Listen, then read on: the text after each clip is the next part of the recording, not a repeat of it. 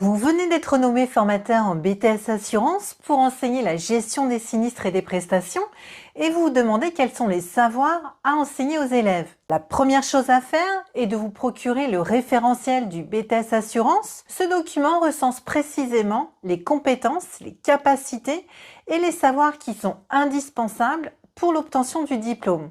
Il est important de comprendre l'objectif de cette épreuve. Les étudiants doivent être en mesure d'instruire un dossier de sinistre depuis la déclaration de l'assuré jusqu'à sa clôture finale. Votre progression pédagogique devra permettre à l'élève d'acquérir différents savoirs en assurance de dommages et de responsabilité ainsi qu'en assurance de personnes. Les élèves doivent être en mesure de statuer sur la prise en charge d'un sinistre, de déterminer le droit à indemnisation de notre assuré, que ce soit en droit commun ou sur la base du contrat, de calculer le montant de l'indemnité à verser, mais également d'assurer la défense de l'assuré ou d'exercer un recours. En assurance vie, ils doivent être en mesure de gérer une demande de prestation de la part de l'assuré, comme un rachat ou la demande d'un capital suite à un décès, en tenant compte de la fiscalité applicable. Mais le sujet peut également porter sur un produit d'épargne assurantiel ou bancaire. Lors de l'épreuve, la gestion du sinistre peut porter sur des contrats d'assurance variés. En assurance de dommages et de responsabilité,